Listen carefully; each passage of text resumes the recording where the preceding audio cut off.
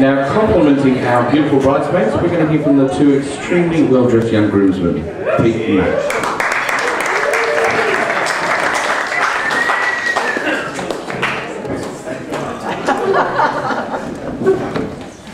I'll make sure we're ready.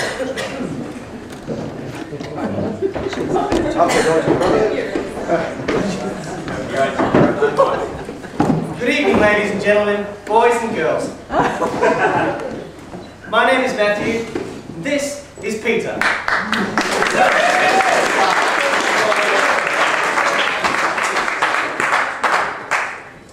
Now I know what you're all thinking. Why has Dan decided that he requires two best men? Does he think we're incompetent? That neither of us could successfully carry out the duties of best man? Or could it be indecision? I mean, we're both pretty cool guys. Yeah. How do you honestly pick one from the other? Or maybe it's arrogance. But Dan honestly believes that he is the best man he's got. And therefore neither of us can carry out the title of best man. So what does that make us? Good men?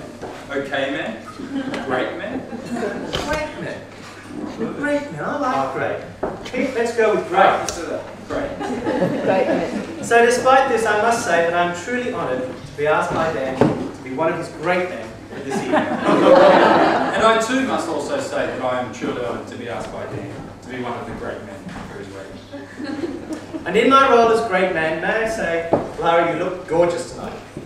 As do your beautiful bridesmaids. I couldn't agree more, and I'd like to ask all of you to be upstanding to join us in thanking the bridesmaids for all their help and support to Lara, and of course for being so exciting tonight. To the bridesmaids.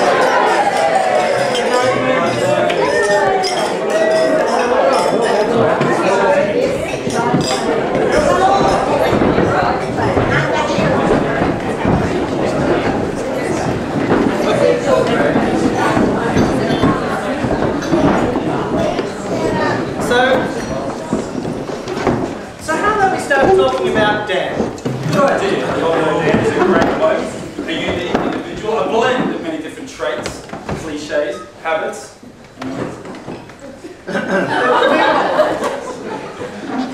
Can we agree that the best word to describe Dan would be significant? I think that's a great word to describe. Significance. So now I think we should start painting a picture of significant Dan, just so all of you know what he's really like. Do we have any suggestions from the audience? Dan is a brat! The most obvious one first, especially if his coffee order was late. Excuse me, waiter, have you ground the beans yet? This is good, keep it coming.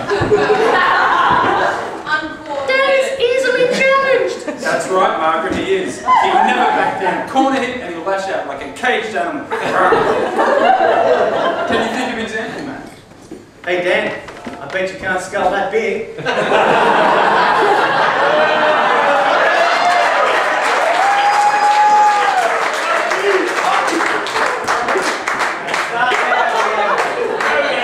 Perhaps this is not the right time. Moving on. Dan is stylish! Yes, with a diverse range of fashionable jumpers. Many of them featuring prominent Holden Motor Racing logos.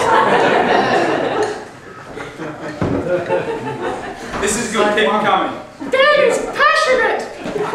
That's true, and generally about things no one else is. You should have seen the size of that motor on this washing machine. It could spin at G-force 25, literally sucking the moisture right out of the clothes. It was unbelievable! Okay, how about one more? Maybe something to do with his knowledge. Dan is pretty knowledgeable. And he often uses this knowledge to impress the ladies. Such as at his recent Toastmasters evening. Now remember, girls, you've got to pat, not rub the stain with the bicarb soda. Hey, Cheryl, down the back, I see you rubbing.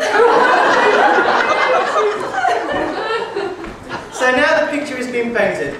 We've both always marvelled at Dan's extreme work ethic, which has sometimes come to the detriment.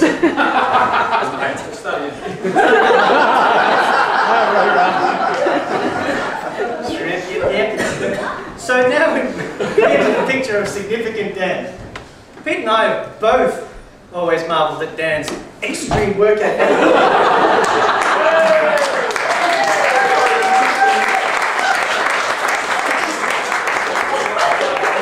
Which has often come to the detriment of other pursuits, such as academic studies. I remember when I was at uni, Dan was working crazy hours at Video Easy, and on top of that, he was accepted as a mature age student into the same business degree as me. It certainly was an ambitious prospect, one that neither of us would have done, but at first it seemed to work quite well. But despite his obvious skills and self-belief, I think Dan finally realised he is human after all, when one day, after working a full day at Video Easy, he drove the half hour to uni, only to make the fateful decision to sit in his car for a few minutes of rest and relaxation. He then awoke a couple of hours later to the realisation that he'd slept through his lecture and that all he could do was drive home. But we all know nothing will hold Dan back from the sweet taste of success. One could say he has graduated with honours from the Institute of Life, and that is much more important than a piece of paper with a pretty stamp on it. His resume is quite impressive. A Sunday manager of Leonard's Chickens and Castle Towers while still in high school. A store manager at Video Easy Carlingford within weeks of starting there. And then a store manager of Better Electrical Jewelry, where he once sold Ray Hadley a stereo.